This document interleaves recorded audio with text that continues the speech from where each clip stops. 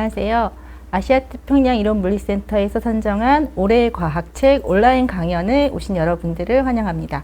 저는 사회를 맡은 아태이론물리센터 과학문화위원 이은이라고 하고요. 해마다 아태이론물리센터에서는 그 해에 발간된 과학책들 중에서 10권을 선정해서 이렇게 독자들과 같이 만나게 하는 그런 프로그램을 운영했는데요. 올해는 코로나19로 인해서 이렇게 온라인으로 여러분에게 만나게 되었습니다. 그래서 오늘은 벌써 이제 두 번째 시간이고요. 오늘의 주제인 책은 여기 나는 농담으로 과학을 말한다 라는 책을 쓰신 오호 작가님이신데요. 굉장히 독특한 이력을 가지신 분이라서 굉장히 재밌는 이야기를 해주실 것 같은데요.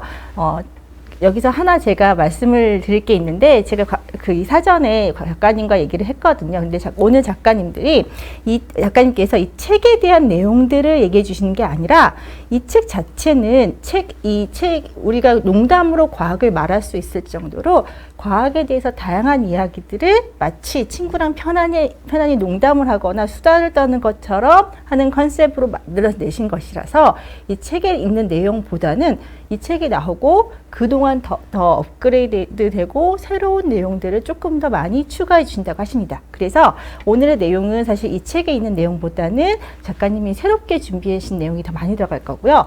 그리고 이 책에 대해서 혹시 궁금하신 게 있으시다면 이따 끝나고 질의응답 시간에 작가님에게 직접 질문하시면 될 것 같습니다. 그럼 이제 작가님 한번 모셔볼까요?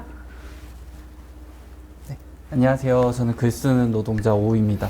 앞에서 소개를 해주셨지만 이게 작년 연말에 아시아 태평양 물리재단 APCTP, 저도 뭐 하는 곳인지 모르는데 뭐 어쨌든 물리학이랑 관련된 뭐 그런 거 하는 곳인 것 같고요.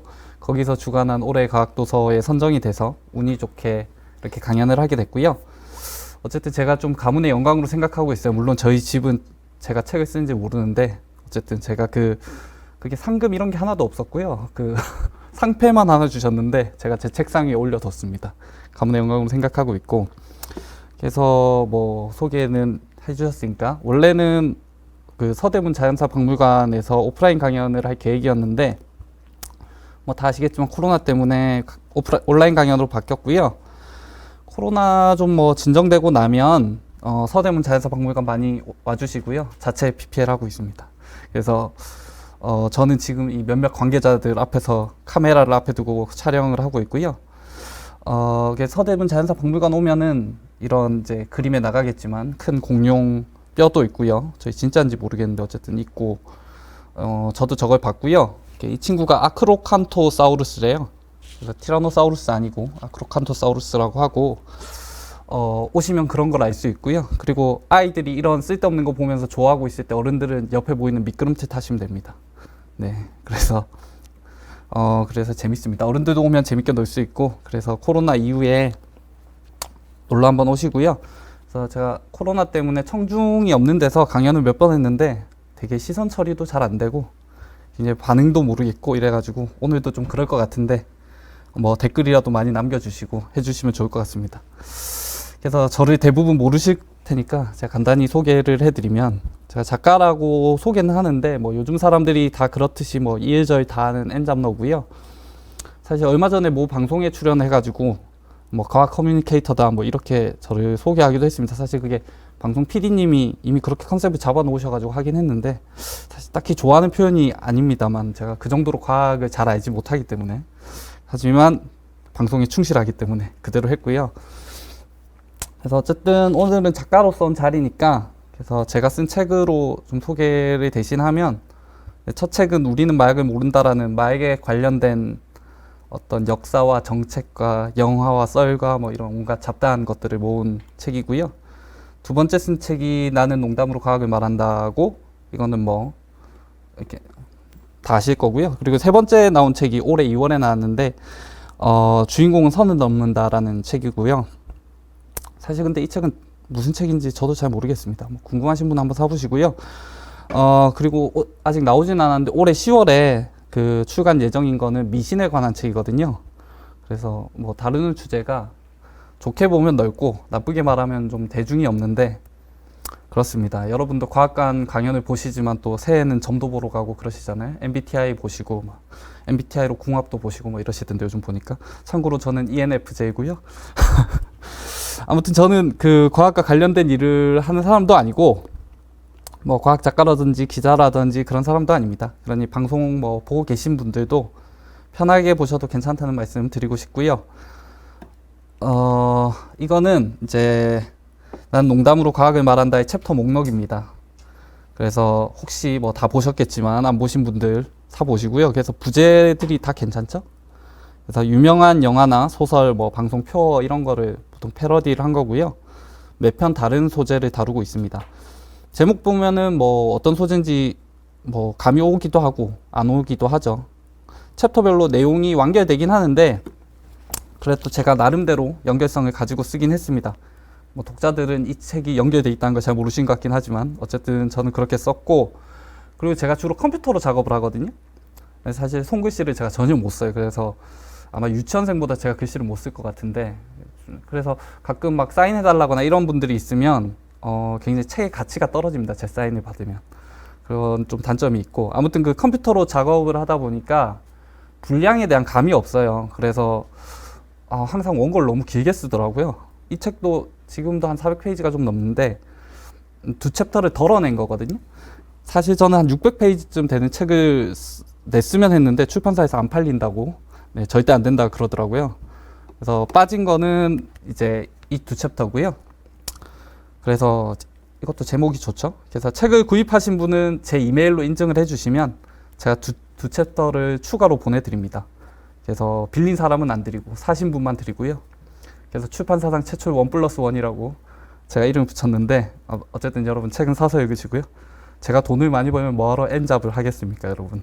아무튼 그렇고, 이건 이제 주최 측의 허락 없이 제가 정한 방송 순서고요.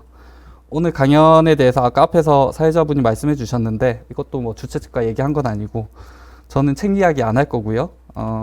사실 이 강연이 책이 상을 받아서 하는 강연인데 책 이야기를 안 하는 게 되게 이상하잖아요. 뭐 저도 그렇게 생각하는데, 항상 근데 저는 책 이야기를 잘 안 하거든요. 책 강연 가서. 이 몇 가지 이유가 있는데, 일단 책에 나온 걸 또 이야기하는 거 별로 좋아하지 않습니다.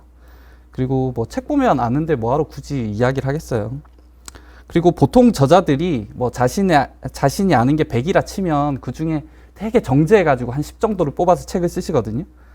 그래서 뭐 이제 강연 때는 뭐 책에 못 담은 이야기들 이런 거 많이 해주시는데, 저는 사실 5를 알면 그걸 뻥튀기 해가지고 10으로 책을 쓰는 사람이기 때문에, 책에 적은 게 제가 아는 거 전부예요. 그래서 여러분이 사실 책을 열심히 보셨으면 저만큼 아는 겁니다. 그래서 더 덧붙일 말이 없고, 하지만 뭐 책 이야기 전혀 안 할 수는 없기 때문에 나중에 뭐 진짜 궁금한 게 있었다 이런 거 질문 남겨주시면 제가 아는 한도 내에서 최대한 성실히 답변을 해드리고, 오늘 강연은 좀 짧게 질문을 많이 받으려고 했는데 사람 별로 없네요. 질문이 없으면 빨리 끝내도록 하겠습니다. 어쨌든 질문 들어오는 만큼은 다 답변을 해드리도록 할게요. 그래서 오늘 무슨 이야기를 할까 좀 고민을 했어요. 그래서 요즘 세상에 참 큰일이 많잖아요. 블랙 라이브스 매터 운동도 되게 한창이고, 막 상황 파악도 제대로 못한 CEO들이 막 SNS에 말 잘못했다가 쫓겨나고 뭐 주식 떡락하고 뭐 사과문 쓰고 이러고 있는데, 뭐 그런 와중에 스페이스X도 또 우주에 사람을 보냈고, 트럼프 대통령은 미국의 그 이민자들 취업을 막는다고 뭐 그런 얘기도 있고, 사실 코로나가 없었으면 지금 또 키어 퍼레이드 할 시즌인데 키포도 못하고 사람들이 온라인으로 하고 있고요. 뭐 북한 문제도 있고 많은데 그 중에서 저의 가장 큰 관심사는 당연하지만 식상하게도 코로나고요. 사실 다른 뉴스가 눈에 잘 안 들어옵니다. 다 좀 뭐 쓸데없진 않은데 어쨌든 중요한 일이지만 뭔가 눈에 잘 안 들어와서 코로나 얘기를 할 거고, 저는 올해 초에 사실 코로나가 처음 발병했을 때는 별일 아니라고 생각을 했어요. 뭐 사스나 메르스 정도? 뭐 그 정도일 줄 알았고, 물론 그 두 개도 큰 일이었지만 어쨌든 뭐 지나갔잖아요. 우리 일상이 뭐 특별히 달라진 것도 없고요. 근데 코로나는 정말로 우리 삶을 바꾸고 있고 아마 영향이 쭉 이어질 것 같습니다. 저는 영화 강의인데 영화 공부하기도 했고, 근데 요즘도 극장에 굉장히 자주 가거든요. 극장이 굉장히 안전해요. 왜냐면 사람이 없어요. 그래서 거의 혼자 전세 내고 보기 때문에 굉장히 안전한데, 뭐 이렇게 혼자 보는 건 좋은데 솔직히 앞으로 영화 산업이 이 정도 규모가 유지될 수 있을까 생각해 보면 굉장히 회의적이고요. 뭐 기존에 만들던 거는 뭐 만들어질 거고, 뭐 OTT 서비스, 뭐 넷플릭스 이런 거 있으니까 꾸준히 제작은 되겠지만, 전 그건 좀 지금 영화 문화랑은 좀 다르다고 생각을 하고, 극장이 사실 굉장히 종교적인 장소잖아요. 그래서 영상물 하나 보기 위해서 그 일부러 시간을 내 가지고 10,000원을 내고 극장에 가는 게 거의 교회 가는 거랑 비슷하다고 저는 생각해요. 교회 가서 이제 헌금 내듯이 영화값을 내서 영화 산업이 유지가 되어 온 거죠. 그 헌금으로. 그리고 그렇게 이제 돈과 시간을 사실 쓰기 때문에 우리가 영화를 되게 집중해서 보거든요. 내 돈이 아깝기 때문에. 그래서 집중을 하기 때문에 예술 영화라든지 뭐 이런 것도 가능했던 거고, 사람들이 받아들이려고 노력을 하고 있기 때문에 가치를 찾은 거죠, 스스로. 근데 코로나로 이제 그런 패턴이 깨진 것 같고, 극장에 사람들이 안 가죠. 근데 이게 코로나가 지나고 나면 괜찮아질 거냐? 근데 이런 생활이 이제 익숙해지면 사람들이 현타가 옵니다. 그래서 그 극장에 예전에 가던 사람도 아마 잘 안 가게 될 가능성이 높아요. 극장에 꼭 갈 필요 없었네? 뭐 이런 걸 깨닫게 되기 때문에, 제가 아까 영화관과 교회가 동일하다고 했는데, 그 한 번 교회 떠나간 사람은 다시 교회 대부분 안 가거든요. 그런 것처럼, 극장에도 그런 일이 일어나지 않을까 이런 생각을 좀 하고, 그래서 저는 뭐 정말 영화를 좋아하고, 특히 극장 가서 영화 보고 이런 거 좋아하는데, 앞으로 영화가 서서히 죽어가는 것을 우리가 지켜볼 생각을 하니까, 제가 벌써부터 가슴이 아파오면서, 아무튼 뭐 영화 자체가 사라지진 않겠지만, 우리가 이제껏 보아오던 스타일의 영화들은 아닐 거다. 뭐 산업도 작품도, 아무튼 코로나도 현재 진행형이라서 제가 함부로 말하기 어려운 부분이 있으니까 넘어가고요. 네, 코로나 얘기할 거 아니에요, 여러분. 대신 오늘은 과거의 전 세계를 덮쳤던 거대한 감염병 중 하나인 흑사병 이야기를 해볼까 합니다. 네, 책과 전혀 관련이 없죠. 그래서 네, 다들 아시죠? 이제 뭐 패스트, 흑사병 뭐 패스트라고 보통 하는데, 패스트는 독어라고 해요. 영어로는 플래그라고 합니다.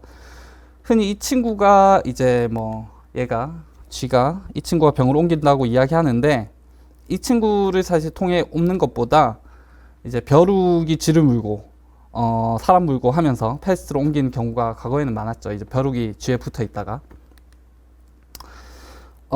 얘는 타노스예요. 영화 좋아해서 그냥 넣어봤어요. 그래서 우리가 흔히 말하는 흑사병은 이제 14세기 중세 유럽을 덮친 전염병입니다. 하지만 흑사병은 기원전 2800년 정도부터 인류를 괴롭혔다고 해요. 6세기 동로마 제국에서 크게 유행하기도 했고요. 그래서 6세기 때 일어난 대유행이 1차 대유행이라고 하고, 14세기 중세 유럽에서 일어난 흑사병을 2차 대유행이라고 합니다. 전염병뿐 아니라 많은 것들이 뭐 두 번째가 더 크게 일어나죠. 그래서 흑사병으로 당시 유럽 인구의 3분의 1, 특정 지역에선 2명 중에 1명이 죽었습니다. 그래서 제가 타노스를 넣은 거고요. 그래서 역사상 흑사병이 실제한 타노스였고, 이때 유럽 사람들한테 흑사병의 충격이 얼마나 컸는지, 영어권에서 이제 흑사병을 아까 플래그라고 했는데, 이 단어가 이제 그냥 전염병을 뜻하는 단어로 쓰이고 있습니다. 원래는 흑사병을 쓰인 단어였는데, 그만큼 서양 사람들한테는 이제 전염병 하면 흑사병을 바로 떠올릴 정도로 임팩트가 크게 남은 거죠. 하지만 흑사병은 유럽에서 시작된 것도 아니고, 뭐 유럽만 피해를 본 것도 아닙니다. 뭐 지금 코로나도 비슷하죠. 우한에서 발생했는데 오히려 유럽이나 뭐 아메리카 대륙에서 훨씬 더 많은 환자와 사망자를 내고 있으니까요. 뭐 당시에도 뭐 시작은 중국이었습니다. 그래서 그때는 이제 원나라였죠. 1334년에 중국 원나라에서 흑사병이 창궐을 했습니다. 당시 원나라 인구가 1억 2천만 명 정도 됐는데, 집단 감염으로 6천만 명 정도로 줄었다고 해요. 특히 처음 퍼진 것으로 추정되는 이제 허베이성 지역은 주민 90%가 사망했다고 합니다. 사실 이 정도면 이제 나라가 버틸 수가 없죠. 뭐 지금도 사실 우리가 인구의 1%도 안 죽었는데 굉장히 전 세계 혼란스럽잖아요. 근데 절반씩 죽으면 뭐 끝난 거죠. 그래서 엄청난 강대국이었던 원나라가 훅 망해버리고, 명나라는 굉장히 쉽게 중국을 차지하게 됩니다. 그럼 이제 원나라가 어떤 나라냐?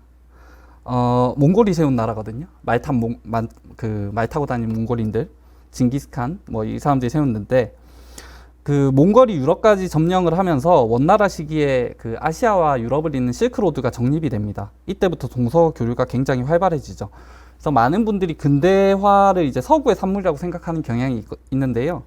뭐 틀린 말은 아닌데 사실 그게 가능했던 이유가 몽골이 있었기 때문이거든요. 몽골이 이제 아시아와 유럽을 휩쓸면서 만들어 놓은 루트로 교육이 활발해지면서 지금 우리가 생각하는 이제 세계 경제가 태동하게 되는 거죠. 하지만 그 통로를 타고 전염병도 갔다. 그렇게 되고 그래서 아시아와 뭐 유럽 전역으로 흑사병이 퍼지게 됩니다. 그 유럽에 가기 전에 한국 이야기를 좀 하면 이 당시 한반도 지역은 이제 고려 왕조가 통치를 하고 있었고요. 고려에 흑사병이 유행했었는지는 뭐 잘 모르겠습니다. 명확하진 않은데 뭐 중국과 붙어 있으니까 유행했겠죠. 뭐 북한이 지금 막 코로나 환자 거의 없다 뭐 자기들은 그렇게 말을 하고 있는데 실상은 굉장히 위험한 상황이다 뭐 이런 기사들이 나오듯이 그 나라의 존폐가 위험할 정도였는지는 모르겠지만 그 중국과는 왕래가 많기 때문에 환자가 최소 우리나라만큼은 있을 것 같아요. 북한에도. 아무튼 기록에 따르면 1348년에 고려 충모강이 전염병으로 사망했다라고 쓰여 있는데 아마도 그 전염병이 흑사병일 것으로 추정이 됩니다. 뭐 시기상 그렇겠죠. 그리고 얼마 지나지 않아서 고려 자체가 망하죠. 고려가 망한 것에는 뭐 여러 이유가 있겠지만 우리 뭐 무신 정권 이런 것도 배우고 하지만 그 흑사병도 한몫했을 것으로 추정하고 있습니다. 왜냐하면 이 고려는 다 알다시피 해상 강국이었거든요. 그래서 무역이 국가적으로 굉장히 중요했고요. 근데 이 시기에 전 지구적으로 소빙하기가 와요. 그래서 날씨가 추워지고 기상이변이 많이 일어납니다. 당연히 농사도 잘 안 되고 기근이 일상화되겠죠.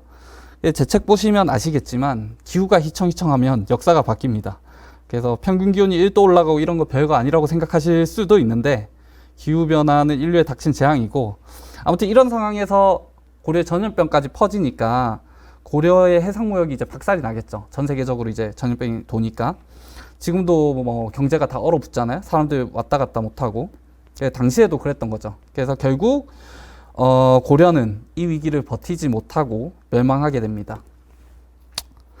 그래서 개화기 때 뭐 우리나라 개화기 때 조선이 뭐 망한 게 상업을 천시하고 뭐 폐쇄적이고 농업국가에서 그렇다 뭐 이런 식으로 얘기를 하잖아요. 근데 사실 조선이 이렇게 폐쇄적 국가가 되는 거에는 이런 역사적 맥락이 있습니다. 고려가 왜 그때 망했고 그러다 보니까 조선은 이제 농업을 오히려 중시하는 국가로 폐쇄적인 국가로 자급자족하는 국가로 가게 되는데 뭐 그렇게 됐다가 그게 오히려 또 뒤에는 발목이 잡히고 그렇게 되는 거죠. 아무튼 이렇게 동아시아 지역이 먼저 흑사병에 타격을 받습니다. 그럼 이게 이제 어떻게 유럽에 퍼지게 되느냐? 뭐 워낙 옛날 일이라 확실한 건 없지만 유명한 썰을 좀 풀어보면 그 이제 몽골이 중앙아시아와 동유럽까지 이제 진출을 하잖아요.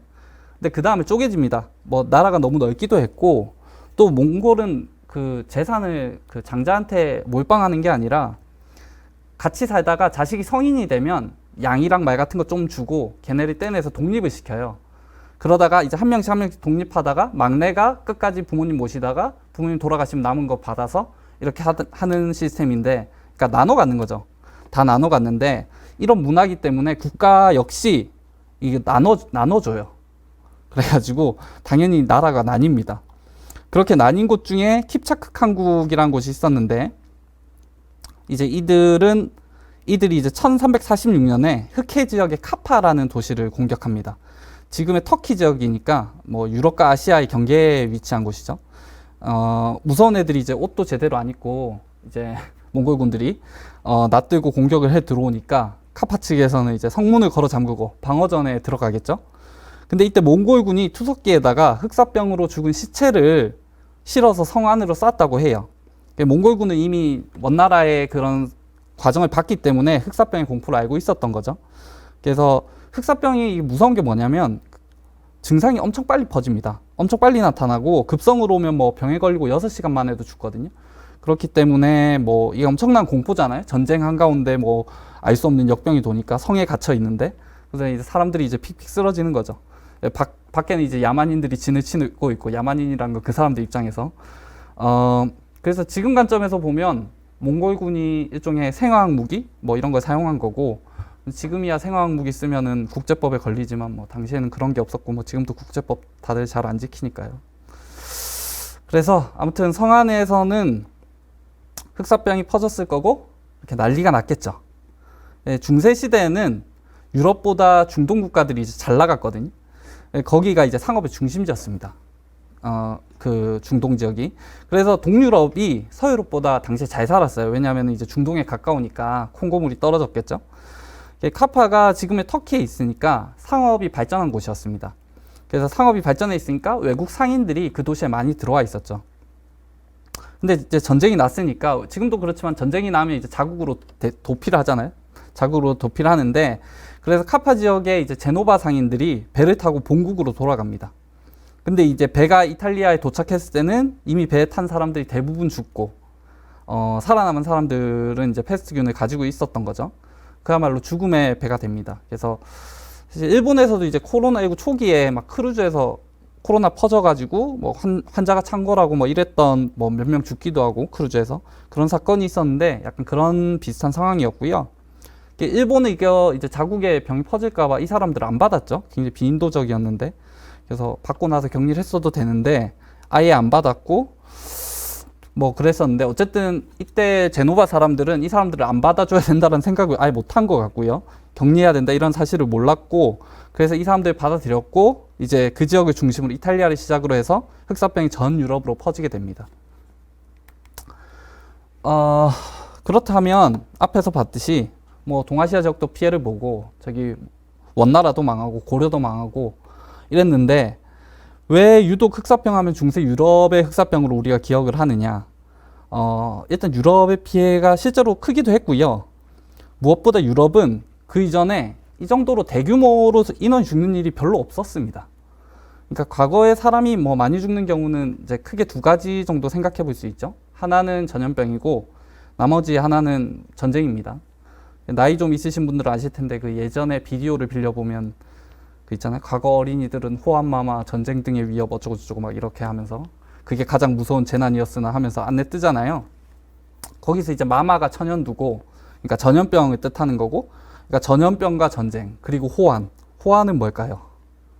네, 아무도 답변이 없고 호랑이가 물어가는 겁니다. 그래 호환이라고 하는데, 그래서 호랑이가 물어가는 게 전쟁이랑 전염병과 맞먹는 공포인지 잘 모르겠지만, 어쨌든 그 비디오에서는 호환마마 전쟁이 동급으로 나왔는데, 그 당시 아무튼 과거에 동아시아나 중동 같은 경우에는 전쟁을 하면 그 백성중이 징발을 했어요. 지금으로 따지면 일종의 총력전을 한 거죠. 징병제였는데, 그래서 국가의 명운을 걸고 막 전쟁을 합니다. 그래서 전쟁을 하면 사람도 많이 죽고 경제적 타격도 크게 받습니다. 그러니까 전염병으로 인한 피해든 전쟁으로 인한 피해든 둘 다 컸던 거죠. 그런데 유럽은 이제 나라들이 크지도 않고 다닥다닥 붙어 있기 때문에 그런 식으로 전쟁을 하면은 나라들이 박살이 나요. 그래서 버티지 못하게 됩니다. 그래서 나름 자기들끼리 뭐 규칙 아닌 규칙을 하게 되는데, 전쟁을 주로 용병들이 했습니다. 그래서 용병이 아니라고 해도 약간 소수의 직업군인들이 그런 시스템을 가지고 있었죠. 그래서 유럽 역사를 보면 뭐 100년 전쟁도 나오고 30년 전쟁도 나오고 하는데, 그렇게 긴 전쟁을 할 수 있는 이유가 사실 윗사람이랑 군인들만 전쟁했기 때문에 그런 식으로 할 수 있었던 거죠. 그러니까 일반 백성들은 그냥 농사 짓고 하던 거 하면서 사는 거죠. 그래서 그게 약간 체스 게임처럼 이렇게 변하듯이, 게임하듯이 이제 전쟁을 하게 되고, 그래서 전쟁을 하고 뭐 나라가 바뀌어도 뭐 심각한 타격은 받지 않았습니다. 그래서 유럽에서 총력전 이런 개념 비슷한 게 생기는 게 프랑스 혁명 이후에 생겨나게 되거든요. 그렇고, 그래서 그 일본도 이거랑 좀 비슷해요. 일본도 섬나라인데 자기들끼리 굉장히 전쟁을 많이 했잖아요. 그러다 보니까 자기들끼리 막 크게 치고받고 싸우고 하면 살 수가 없어요. 근데 전쟁은 많이 하니까 그냥 사무라이들끼리 싸우는 거고, 그냥 백성들은 자기 땅 하면서 사는 거예요. 전쟁에 관여를 안 했어요. 그래서 윗사람이 누가 오든 백성들이 신경을 안 썼거든요. 그냥 새 장수가 점령하면 제가 이제 새 지배장가보다 하고 그냥 넘어갔어요. 그래서 임진왜란 때 보면 그 왜군이 2주 만에 한양으로 치고 올라오잖아요. 그게 전쟁을 걔네 방식으로 해서 중요한 거점만 그냥 점령하고 올라오는 거예요. 일본에서 자기 나라에서 싸우듯이. 그래서 전쟁하고 올라왔는데 걔네 입장에서 그러면 전쟁이 끝나야 되거든요. 그럼 백성들이 이제 신경을 안 써야 돼요. 자기 나라처럼. 근데 이제 근데 막 백성들이 의용군을 모아서 저항을 하잖아요. 의적 뭐 이런 게 뭐라 그러죠? 어쨌든 의용군을 결성해서 저항을 하는데, 왜군은 이제 그 전에 그런 전쟁 해본 적이 없기 때문에 굉장히 당황한 거죠. 엄청나게 당황을 한 거죠. 그래서 결국은 이제 중간에 보급선이 끊기기 때문에 물러날 수밖에 없게 되는데, 그래서 뭐 이순신 장군이 잘 싸우고 뭐 우리 의용군 힘으로 이겨낸 거다.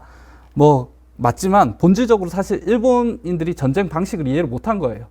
그렇기 때문에 그런 차이가 있었고 결국 이제 총력전을 한 조선에 밀리게 된 거죠. 그렇게 해서 일본이 물러났고 아무튼 다시 유럽 이야기로 돌아가서 그러니까 흑사병이 유럽 사람들에게는 이전에 없던 너무 큰 일이었던 거죠. 이 사람들은 전쟁도 크게 안 했고 뭐 전염병들이 있긴 했지만 흑사병처럼 이렇게 피해를 많이 주진 않았으니까. 그러면 이제 유럽에는 이전에 전염병이 없었냐? 뭐 당연히 있었겠죠. 그래서 이건 좀 복잡한 이야기인데 제 책 봤으면 아실 거고요. 지구의 기온 변화를 나타낸 겁니다. 사실 이 그래프 자체가 좀 잘못됐다는 얘기가 있던데 어쨌든 제가 일단 인터넷에서 파왔고 보시면 지구의 마지막 빙하기가 1만 년 전에 끝납니다. 그래서 시작하는 부분이 끝나고 올라오죠. 온도가 올라오는데 그래서 1만 년 전에 무슨 일이 있었느냐? 농사가 시작됩니다. 그래서 현생 인류가 한 20만 년, 30만 년 살았다고 하는데 농경이 1만 년 전에 시작된 가장 큰 이유 중 하나는 그때부터 날씨가 따뜻해지고 어느 정도 이제 안정적으로 날씨가 유지됐기 때문이죠. 그리고 이제 그래서 과거 사람들이 놀았던 게 아니다. 원신들이 멍청해서 농사 안 지은 게 아니고 농사 지을 때 될만 해져서 농사 지었다는 거고요. 그래서 시간이 좀 지나서 조금 확대해 볼게요. 그래서 2000년 전쯤에 이제 영년이죠. 영년은 없죠. 어쨌든 기원전, 기원후 나누는 시점에서 2000년 전쯤에 온난기가 옵니다. 그래서 이때를 전후로 해가지고 뭐 예수, 석가모니, 공자 뭐 이런 그리고 뭐 제자백가들 이런 철학자가 대거 출연을 하게 되는데요. 흔히 이 시대를 추계 시대라고 하죠. 이건 기후가 이제 좋아지면서 인구가 늘어나고 국가가 이제 성립이 되다 보니까 국가 철학이 필요하거든요. 사람들이 이제 뭉쳐야 되니까 철학이 필요하고 그러다 보니까 이제 그런 철학자들이 되게 대접을 받고 그 사상들이 필요해지는 시기가 와서 그 사람들이 호출이 된 거죠. 서구 역사 기준으로 보면 이제 이때 로마가 부흥을 했기 때문에 이때를 로마 기후 최적기라고 합니다. 그리고 이제 로마가 잘 나가다가 기후가 다시 떨어집니다. 그리고 기후가 떨어지면서 기온이 떨어지니까 화산이 폭발하고 기상이변 오고 추워지고 이 시기에 또 로마가 망하고요. 중국에서는 한나라가 이때 또 망하고요. 근데 이 한랭한 시기 있잖아요. 근데 이 한랭한 시기에는 이때 이제 유럽보다는 아래 중동 쪽이 흥해요. 거기가 이제 더운 지역인데 이제 약간 한랭해지면서 살기 좋은 곳이 되는 거죠. 그래서 이제 이제 로마 시대 앞에 그리스 제국이 있잖아요. 그리스는 제국이 아니죠. 어쨌든 그리스 시대가 있는데 그때 그리스 보면 한랭한 시기에 들어가거든요. 그래서 그리스 문명의 중심지가 뭐 지금 중동 쪽이라든지 북아프리카라든지 남유럽이라든지 이쪽이에요. 그래서 지금 우리가 생각한 유럽 쪽이 아니고 그땐 유럽이 변방이었고 그래서 그때는 그 지역이 날씨가 좋았던 거죠. 아무튼 그랬고 그렇게 했다가 중세 시작과 동시에 다시 온난기가 옵니다. 그래서 유럽이 이제 따뜻하고 비도 적당히 오고 농사가 굉장히 잘 되게 되겠죠. 이때는 어느 정도로 날씨가 좋았냐면 현재 북유럽 지역에서 그러니까 올리브랑 포도가 자라고 뭐 이럴 정도였다고 해요, 날씨가. 그러니까 전 유럽이 농경지가 되고 생산이 넘치니까 도시가 생기고 인구가 급격히 늘어나게 됩니다. 그러니까 농사가 잘 되니까 사실 모두가 농사에 지을 필요가 없잖아요. 지금도 우리가 먹고 살만하니까 농사 안 짓고 다른 거 할 수 있잖아요. 그러니까 남는 인력이 도시로 몰려들면서 산업이 발전하게 되고 그런데 이제 앞에서 이제 고려가 망했듯이 그 소비강이가 와요. 소비강이가 오고 그래서 그래프가 급격히 떨어지는데 보시면 인구는 늘어난 상태죠. 인구는 늘어난 상태인데 이제 기후변화가 오니까 농사가 안 되고 그럼 식자재 값이 폭등하고 그럼 도시에 가난한 사람들이 잘 못 먹게 됩니다. 그럼 기상변화로 비가 굉장히 많이 왔는데 기록에 보면 뭐 2달 내내 비가 왔다. 뭐 이런 기록들이 있어요. 그러니까 진짜 살기 너무 어려워진 거죠. 그러면 당연히 위생이 악화되고 그런 상황에서 이제 흑사병이 창궐을 한 겁니다. 그럼 이제 예상이 되죠. 지옥이 예상이 되죠. 그래서 뭐 건강하면 뭐 전염병도 이겨낼 가능성이 있는데 지금도 뭐 건강한 사람들, 면역력 좋은 사람들은 코로나 걸려도 사망한 경우 거의 없잖아요. 뭐 가끔 뭐 사이토카인이 온다 뭐 이러긴 하는데 대부분은 이제 이겨내는데 안 그래도 이제 기근이라 굶는데 병까지 오니까 이제 사람들이 픽픽 쓰러지는 거죠. 그리고 흑사병은 이게 한 번의 유행으로 끝나지가 않거든요. 이후 수백 년간 짧게는 2년, 길게는 5년 뭐 이런 식으로 불규칙적으로 계속 유럽을 계속 덮칩니다. 물론 재유행할 때 뭐 처음처럼 많은 사람들이 죽진 않았는데 그 사이 이제 사람들도 좀 방법도 찾아내고 어떻게 하면 뭐 조심할 수 있는지 이런 걸 알아냈겠죠. 하지만 그럼에도 사람들에게 이게 언제 올지 알 수 없는 공포를 선사했죠, 흑사병이. 그래서 왕자의 게임 드라마를 보면 그 아시죠? 그 드라마 다 아시죠? 용두사미로 끝나는 그 유명한 짤을 남긴 드라마인데 어쨌든 거기서 북부 사람들이 입버릇처럼 하는 말이 그 winter is coming, 겨울이 온다 이 말을 굉장히 많이 하는데 여기서 겨울은 흑사병에 대한 공포를 표현한 게 아닌가 싶고요. 왜냐하면 사실 드라마에서 겨울이 1년에 그 정기적으로 오는 게 아니라 언제 올지 알 수 없다, 뭐 10년에 오기도 하고 뭐 그런 식으로 묘사가 되거든요. 그래서 이번 겨울은 안 온 지 10년이 넘었네 뭐 이런 말도 나오는데, 그리고 겨울이 오니까 북쪽에서 뭐 추위도 오지만 좀비 같은 애들이 와가지고 걔네가 점점 퍼지는 식으로 이렇게 묘사가 되죠. 그게 흑사병 공포를 차용한 게 아닌가 하는 생각을 저는 개인적으로 강력하게 하고 있는데 아무도 이렇게 해석하는 걸 본 적이 없어가지고 정설인지 모르겠습니다. 아무튼 그래서 흑사병의 유행은 이후 유럽을 어떻게 바꿨을까? 일단 절대적 믿음이었던 종교가 무너지고 반종교적이고 뭐랄까 인본주의 성향의 르네상스 시대가 도래하게 됩니다. 생각을 해보세요. 이제 역병이 창궐하니까 중세 사람들은 신을 믿으니까 교회 가서 하나님께 도와달라고 기도를 열심히 하지 않았겠어요? 그러니까 더 신실한 사람은 막 몸에 채찍을 스스로 휘두르면서 고행을 하기도 했습니다. 그런데 다 알다시피 전염병이 도는데 저기 교회 가면 안 되잖아요. 그래서 항생제도 없는데 어차피 그 몸에 상처 생기고 이러면은 염증으로 죽거든요. 그러기도 하고. 그러니까 이제 신실한 사람일수록 먼저 죽는 이런 굉장히 슬픈 일이 발생을 하고요. 그런데 여기서 눈여겨볼 게 뭐냐면 중세 사람들도 그 환자와 거리를 둬야 한다는 걸 알았습니다. 그 당시에도 이제 역병의사라고 환자를 돌보는 의사들이 있었거든요.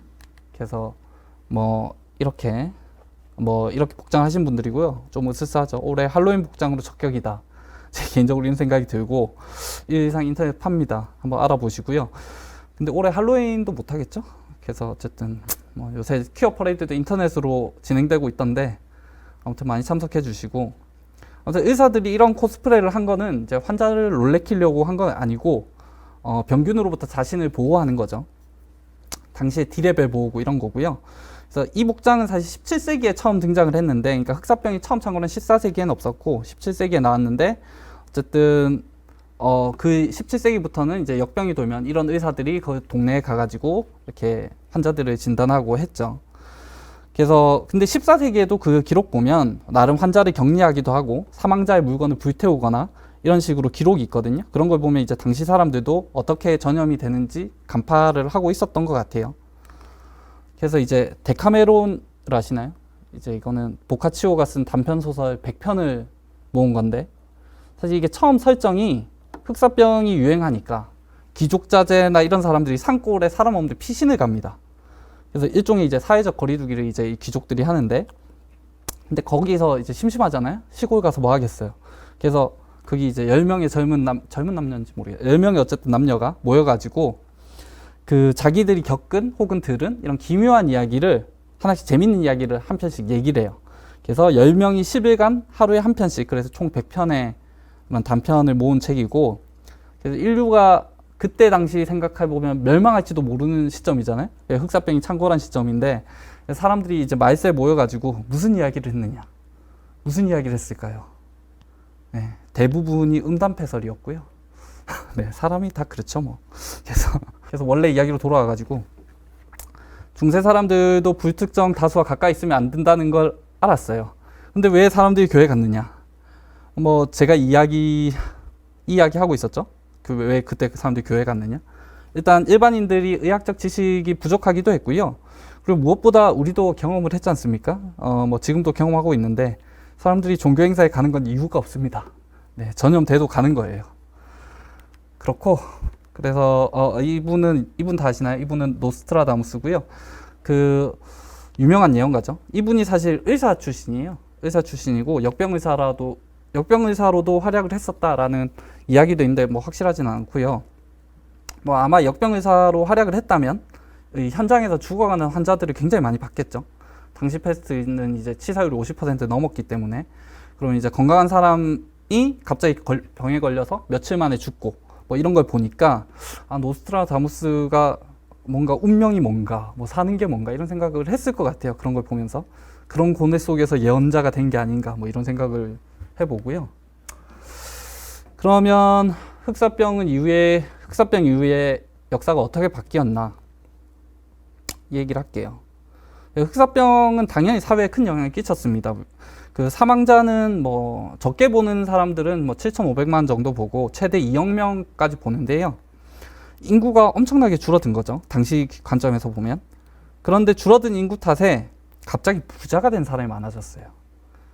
이 전개 좀 뜬금없는데 간단합니다. 죽은 사람이 많으니까 특정 사람에게 유산이 몰리겠죠?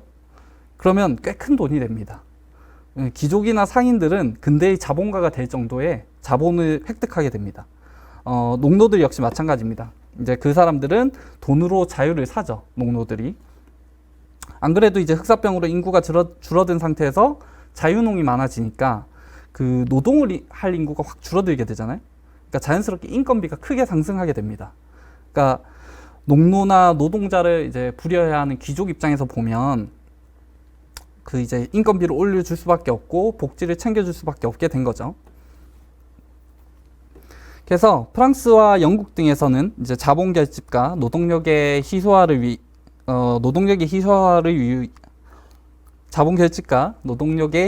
이용해 신분이 해방된 자유농들이 대거 등장하게 됩니다.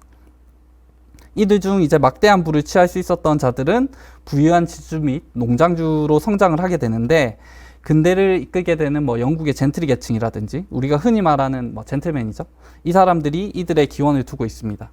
물론 가난한 사람은 뭐 물려받을 돈도 없고 뭐 고향이 폐허가 되고, 그러니까 처음에는 어려웠겠죠. 당연히 어려웠는데 이런 사람들이 이제 할 게 없으니까 도시로 몰려들게 되잖아요.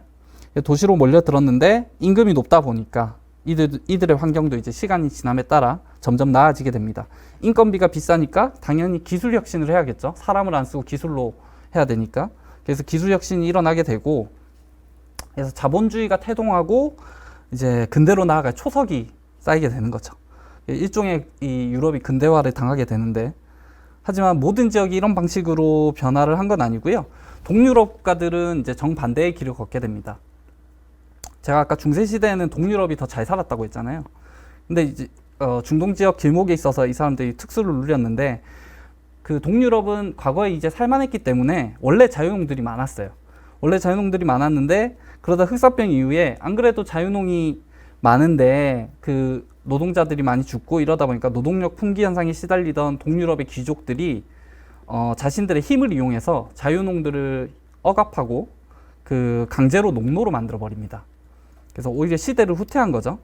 그들은 이제 강력한 봉건영주가 되는데, 이후 동유럽에서도 이제 근대화를 시도하려고 할 거 아니에요? 계몽군주들이 나타나서 이제 근대화를 시도하려고 하는데, 그럴 때마다 이제 이 영주들이 토호가 돼가지고 힘이 세니까 발목이 잡는 거죠. 그 사람들이 발목을 잡고, 그러니까 이제 근대화가 안 되고 점점 뒤처지게 되는 거죠.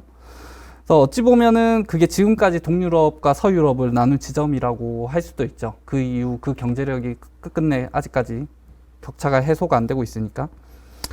그래서 흑사병은 이후 수백 년간 이제 10년 단위로 유행을 했는데, 19세기 3차 대유행 이후로 점차 줄어들고 지금은 거의 사라졌습니다. 물론 뭐 여전히 환자가 발생하고 뭐 사망자도 나옵니다. 이거는 이제 2012년에 미국에 사는 한 아저씨가 흑사병에 걸린 모습인데요. 왜 흑사병인 줄 아시겠죠? 그 피부 말단부터 괴사가 옵니다. 지금은 이제 이 환자분은 손발인데 덮어지면 이제 몸까지 검게 변하고요. 그래서 과거 사람들이 이러니까 얼마나 무서웠겠어요. 그래서 놀라운 사실을 하나 알려드리면, 흑사병은 아직 제대로 된 백신이 없고요. 그래서 백신이 생각처럼 쉽게 나오는 게 아니다. 그래서 메르스, 사스 백신 다 없습니다, 여러분. 백신도 안 나왔는데 흑사병은 왜 사라졌느냐? 일단 상하수도가 생기면서 위생이 좋아졌고요. 그러면 당연히 쥐와 벼룩이 인간의 삶에서 멀어지게 되면서 자연스럽게 소멸하게 된 거죠. 그래서 종종 뭐 지금도 개발도상국에서 발병하긴 하고요. 뭐 걱정을 크게 하실 필요는 없는 게, 혹시 걸리더라도 초기 항생제를 투여를 하면 대부분 잡힙니다. 물론 이제 흑사병은 발병하면 하루만 돼도 죽을 수 있기 때문에 사망자가 나오기도 하고요. 작년에도 중국에서 흑사병으로 뭐 사망하신 분이 있는 걸로 제가 알고 있어요. 그렇고 이 미국 아저씨 같은 경우에는 이제 고양이가, 그러니까 쥐한테 옮긴 게 아니고 고양이가 쥐를 먹다가 뭐 걸렸나 이래가지고 그 고양이를 도와주다가 이제 그 고양이를 통해서 이제 감염이 되신 건데, 그래서 최근에는 벼룩이나 쥐보다 오히려 그런 고양이 때문에 걸리시는 분들이 많다고 해요. 뭐 길냥이를 그렇다고 쫓아내라는 건 아니고 우리나라는 그런 일이 없으니까 어쨌든 전 세계적으로 보면 그런 일들이 많다고 하고, 이분은 다행히 치료가 돼서 목숨은 건지셨는데 손은 이미 폐사가 돼서 잘라냈다고 하시고요. 하지만 뭐 우리나라는 먼 이야기고, 그래서 전파 원인 뭐 균의 진화 이런 거 뭐 과학적인 이야기가 있겠지만 저 잘 모르니까 패스하고요. 그래서 마무리 굉장히 짧게 끝나겠는데, 지금까지 흑사병이 어떻게 세계를 바꿨는지에 관한 이야기를 해봤는데, 사실 전염병이든 기술이든 이런 게 세계에 영향을 끼칩니다. 사실 뭐 제가 책에 쓴 내용도 비슷한 것 같고, 이렇게 뭐 이렇게 대단한 과학 기술이 있어요, 뭐 이런 게 아니라 과학이든 뭐 정책이든 문화든 뭐 사상이든 전염병이든 간에 사실 세상과 엮여서 다 돌아가고, 뭐 어느 하나만을 똑 떼어놓고 이제 평가할 수 없다, 뭐 이런 이야기를 하고 싶어서 쓴 책인데 그런 내용이 담긴지 모르겠어요. 어쨌든 거기에 이제 제가 사랑하는 인공조미료를 굉장히 잔뜩 쳤고, 책에. 그래서 과학 강연 듣는 분들은 다 아시겠지만 인공조미료는 몸에 나쁘지 않습니다, 여러분. 그리고 아무튼 시간이 좀 지나면 제가 이렇게 흑사병 이야기를 한 것처럼 뭐 코로나 사태를 좀, 이 코로나 이 시대를 이야기할 수 있겠죠. 뭐 비극이지만 지금 실제로 사람도 많이 죽었고 좀 궁금하긴 해요. 미래 이 시대를 어떻게 기억할까 궁금하고, 코로나 이후에 인류가 어디로 갈까, 뭐 아무튼 우리가 이 시기를 어떻게 기억할까, 그리고 그렇게 기억할 수 있는 날이 빨리 왔으면 좋겠어요. 그렇고 이거는 이제 올해 1월 1일부터 6월 22일까지의 전 세계의 원인별 사망자를 집계를 한 건데요. 코로나로 47만 명이 죽었고요. 1968년 생긴 홍콩독감 때 100만 명이 죽었습니다. 제가 2달 전 다른 강연에서 코로나가 아무리 심해도 사망자가 100만 명 안 될 거다 이랬는데 지금 거의 다가가고 있어요. 뭐 제가 뭘 알겠습니까? 아무튼 이게 심각한데, 같은 시기에 자살로도 40만 명이나 죽었고, 말라리아도 30만 명 죽었고요. 영양실조도 25만 명이 죽었고, 살인으로 20만 명이 죽었고요. 이런 건 유행하는 게 아니라 일상적으로 이 정도 계속 죽는 수겠죠. 우리는 이제 코로나를 걱정하는데, 뭐 말라리아는 매년 50만 명씩 사람을 꾸준히 죽이고 있고요. 코로나 블루로 올해는 자살률이 더 높을 거라고 합니다. 그래서 이 표를 보여드린 거는 뭐 코로나로 호들갑 떨지 말고 뭐 이런 얘기를 하는 건 아니고, 뭐 그런 뻔한 말을 하려는 건 아니고요. 그냥 그렇다는 거, 원래 사람들이 많이 죽고 있다는 거고, 그런 사람들에게도 관심을 좀 많이 가졌으면 좋겠고, 아무튼 코로나로 힘내시고요. 사실 이런 강연보다는 넷플릭스 보시거나 게임을 하시면은 코로나 블루 극복에 더 도움이 되지 않을까, 뭐 이런 생각도 좀 들고, 다음에 사회 분위기 좋을 때 불러주시면 콘돔과 피임약이라든지 뭐 이런 좀 사회를 긍정적으로 어떻게 바꿀 수 있는 그런 기술들이 있는지, 그런 재미난 이야기를 하면 좋을 것 같습니다. 그럼 다음을 기약드리고 전 잠깐 쉬는 시간이 있나요, 이거? 네? 네. 잠깐 쉬고 질의응답을 가지도록 하겠습니다. 네. 그 사이 채팅방에 질문 올려주시면 제가 모르는 것 빼곤 다 답변해 드리겠습니다. 잠시 뒤에 만나요. 여러분 어떻게 보셨나요? 사실 책에 대한 내용들을 생각하고 들으셨던 분들은 조금 다른 내용이라서 당황하셨을지도 모르겠는데요. 역시 이런 책을 쓰신 그 과학을 농담처럼 얘기하는 그런 이 멘탈을 가지신 분이 말씀하실 수 있는 것처럼, 코로나에서 시작해서 중세 흑사병, 그리고 더 나아가서 기후변화와 빙하기까지를 넘나드는 굉장히 스펙터클한 어떤 모험을 진행한 그런 느낌이었거든요. 물론 중간에 좀 아슬아슬한 지점이 있어서 저 굉장히 지금 떨면서 봤는데, 이거 청소년 프로그램이거든요, 그 작가님. 네, 그거 알아서. 그래서 이 향후의 사태는 작가님이 아마 책임을 지셔야 될 것 같은데, 어쨌든 간에 다들 즐겁게 보셨기를 바라고요.